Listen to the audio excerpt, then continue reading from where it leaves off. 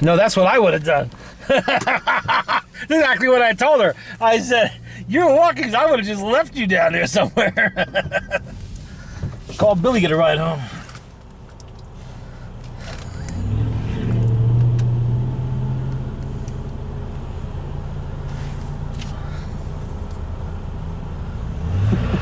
Saturday night, the whole world is out. Why would you leave her down at the bottom of Cape May? Yeah, it's not really fair to the Cape May people, but still, you know, at least it takes her a while to get back home. Gives us a little respite, you know, from that. And maybe she stay there. Might have a good chance of getting a job down there somewhere. Yeah, she could always thumb at home, I guess. I don't know. I would have left her in the fucking elevator. Don't want to get in the elevator? Fine. I'm getting in the elevator. You can either come with me or find your own way up there.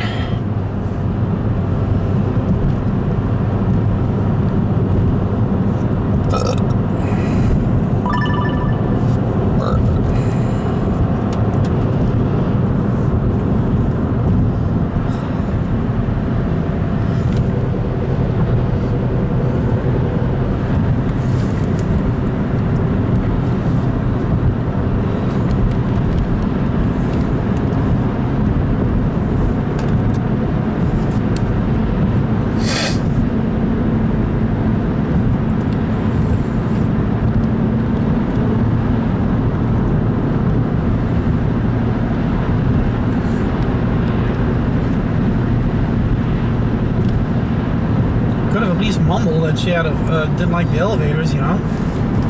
Oh, she's terribly claustrophobic. It's one of her big fears. That's why one day we're going to lock her in a coffin as a Halloween joke. And then she'll wake up in the morgue. It's happened before. Oh, yeah. Was it Mexico that just happened, or the Philippines? It happens right here in this country. And you're out there, everybody's crying at the wake, and the guy wakes up. Hey, what the fuck? Who put me in this suit? What the hell am I doing here? Great Uncle George? When did you get out of prison?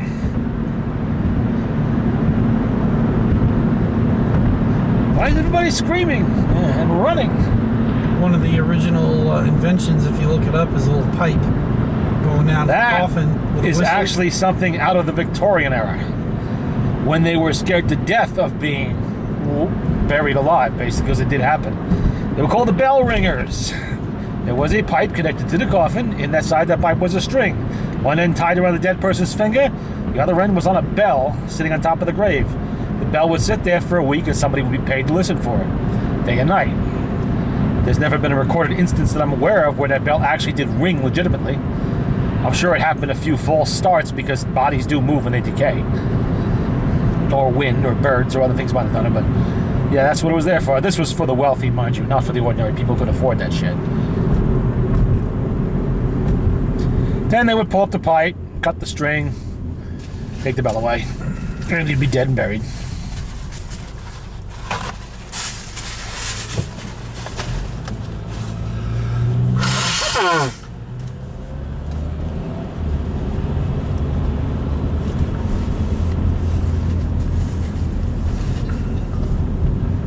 And the other alternative was simply to leave somebody lying in wake, basically, in the parlor until they started to stink. That would tell you they were dead. Advanced decomposition usually does mean death.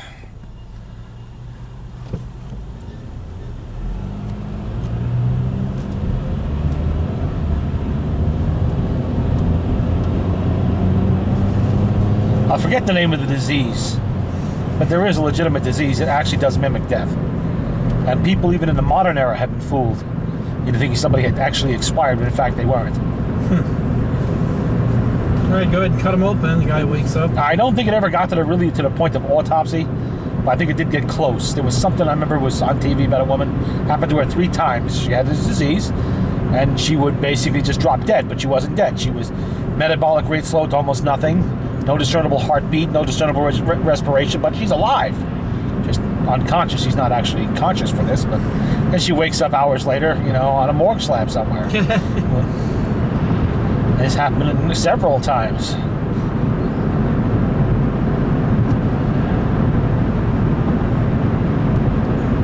All right, go going to Mexico, they're all at the wake. Well, the problem in olden times was because of the lack of refrigeration, in high summer especially, they had to get someone in the ground fast. So basically back then, everybody followed the Jewish tradition of within 24 hours, and you had to get them in quickly. Otherwise, they would begin to stink, and there really was no, even before embalming and such, even after embalming was invented, there weren't enough embalmers in every little town and city to do it. So, person died, you immediately washed the body, clothed them in whatever they were going to be buried in, got them, grandpa and dad or whatever went out in the barn and made a box, put you in the coffin, and put you in the ground, like the next morning. Well, that'd be like sitting in the wake. There are 20 people in the little room there. The loudest fucking screamings you ever heard. Probably a couple of myocardial infarctions, stroke or two.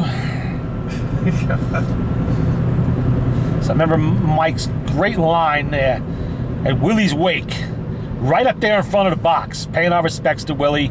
Made a comment about he never really looked that clean in real life. What the hell did he do to him? All of a sudden, in the middle of this huge thunderstorm going on outside, the lights go out. Mike goes, boy, if he grabs me right now. I said, shut the fuck up. What the fuck are you going to say that for? That would be a classic Willie funeral moment story that he would love to be able to tell.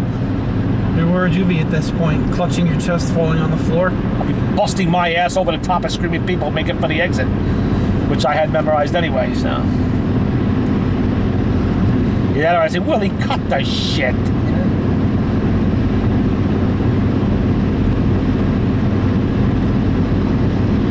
Oh, I'd be laughing. Ha, Willie, look! You made Mike shit his pants! He actually shit his pants,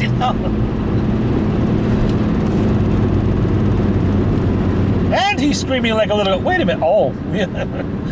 Yeah, right. Back from the dead thing. Zombie. Well, we have one recording, right? Yes, we do.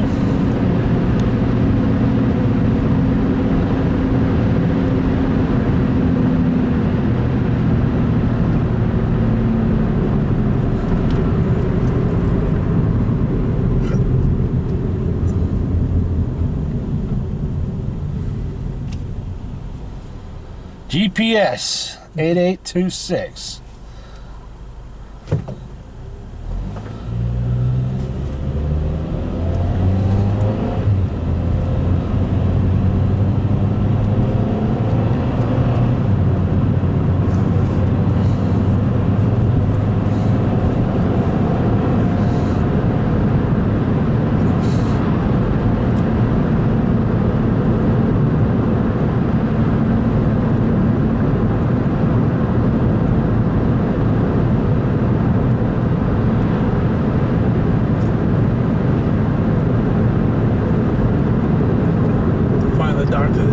Diagnosis here.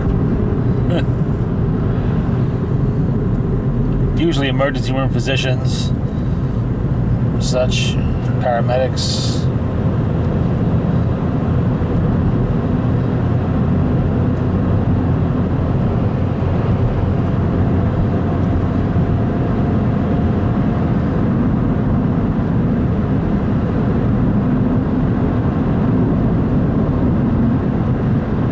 A lot of basically vampire stories that came out of stuff like that happening.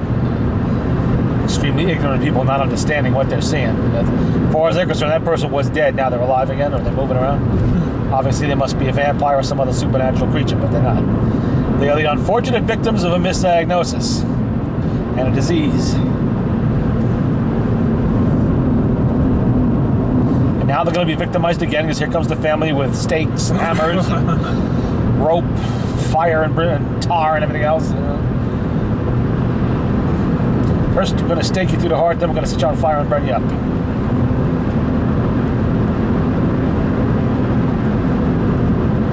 You couldn't be our loved one returned from the great beyond. No.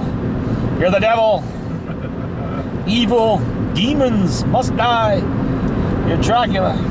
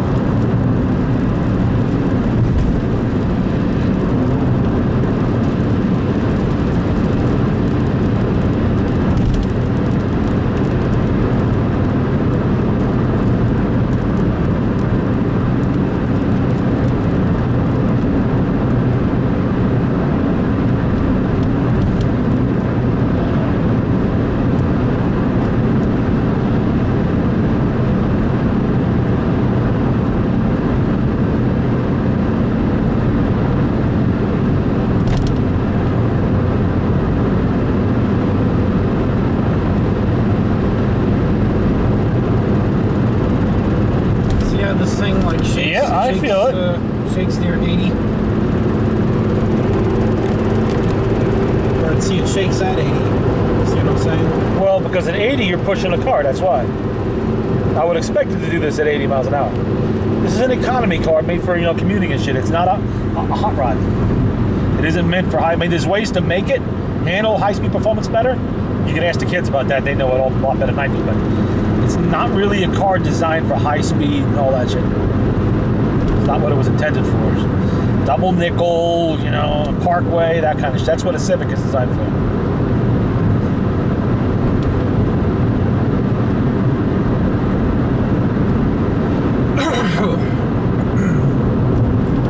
Well, hopefully its tires threw a weight. Farfucknugan is a German word, not Japanese.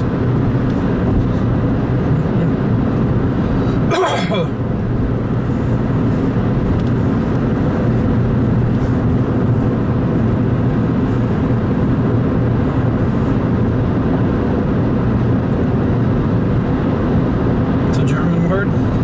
Yes.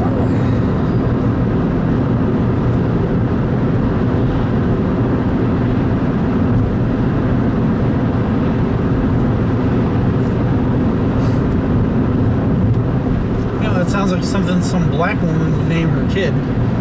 Jason Jamal Farfig Newton Johnson. Yeah. That's Gonorrhea Jackson. Yeah.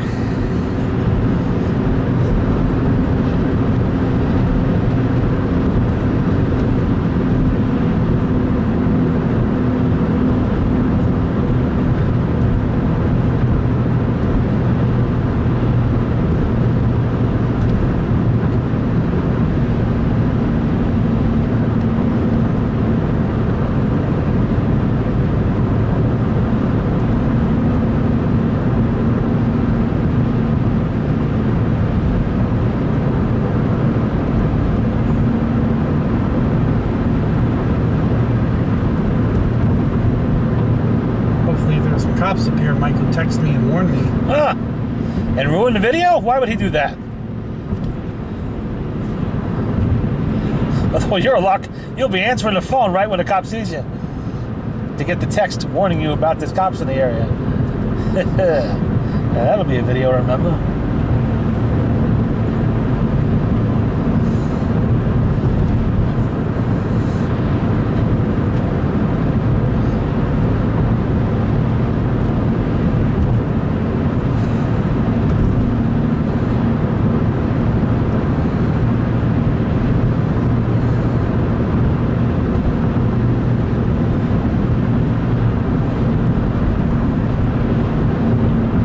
Lights on in the prison.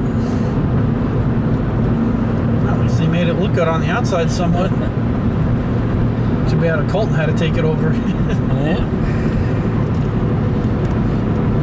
Well, place always has attract crazies of one type or another.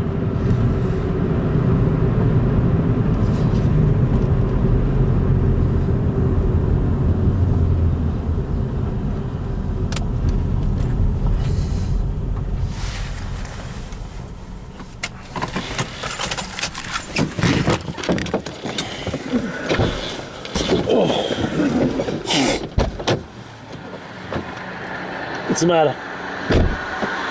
Yeah. Oh, Scott. You're in a handicap spot. I saw that little I thought he was falling into the diner.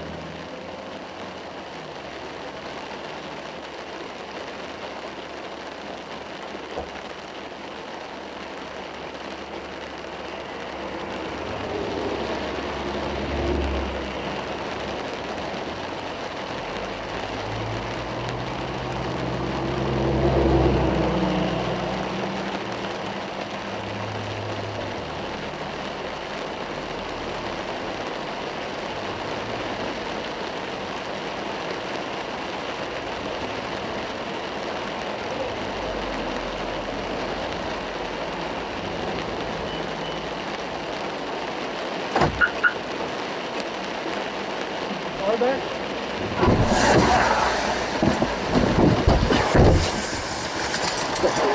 Something like that.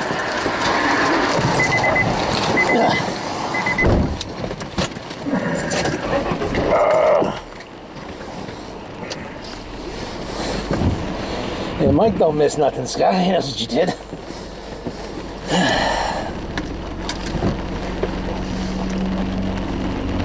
What the hell? What is it? It's a wallet. Yours, and I'm sitting on it. What the hell am I sitting on? Jeez. Look at it, you just off my wallet. Stick it back in my pocket.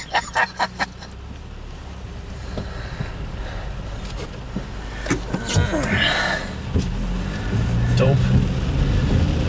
Huh? What? Idiot that pulled out like that. Are we supposed to get rain tonight? I didn't think we were going to. I thought we were supposed to get maybe a little sprinkle passing, you know, from these clouds, but I didn't think it was going to be real rain.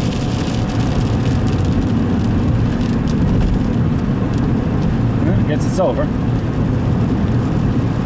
No, I guess not.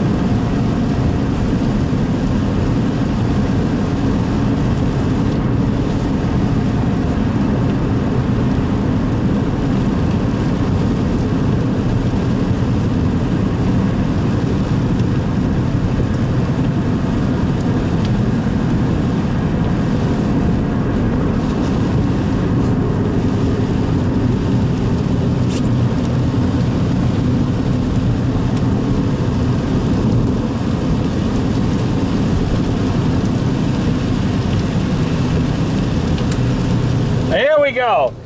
Taking off his seatbelt, putting in the fake device on slippery roads.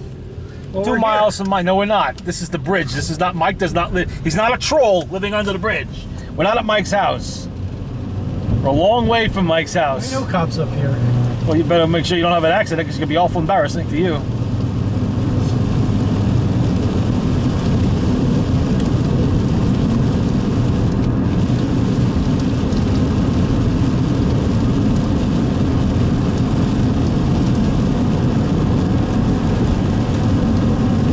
Oh man, I should have had those 2 iced teas. I gotta make water. Tell me first, and then you go to the bathroom. Yeah. Good luck with that.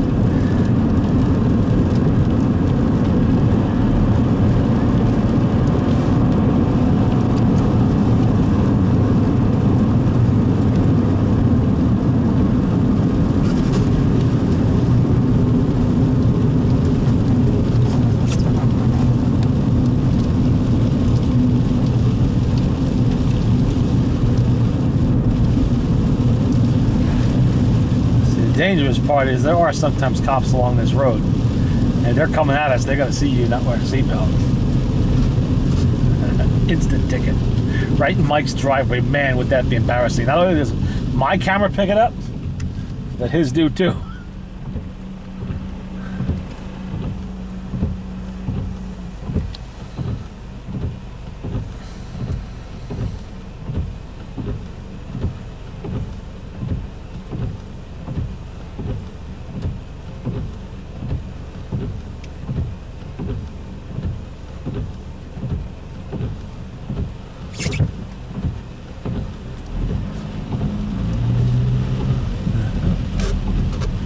Oh, I thought you were going to the mailbox. What the fuck? You gonna find it there? Think Mike left the cookie in there for you? Well, I guess we don't need any light bulbs tonight. Or belts checked, or other repairs now.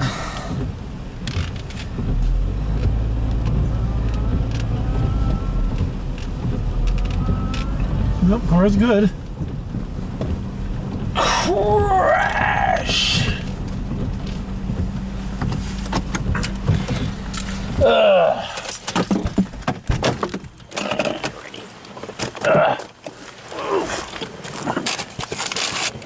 Bag of goodies.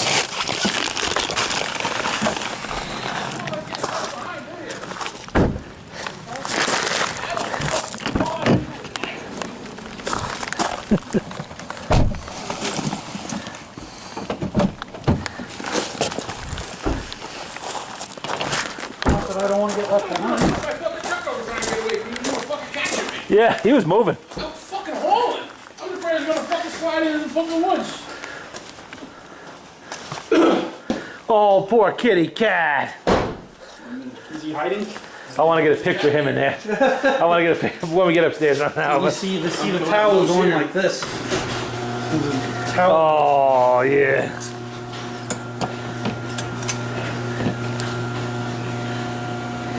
Hello, buddy. How you doing there, Shadow? Oh, he does not look like a happy pussycat at all. 100 miles an hour up them fucking stairs. Now let's see if we can find a little one.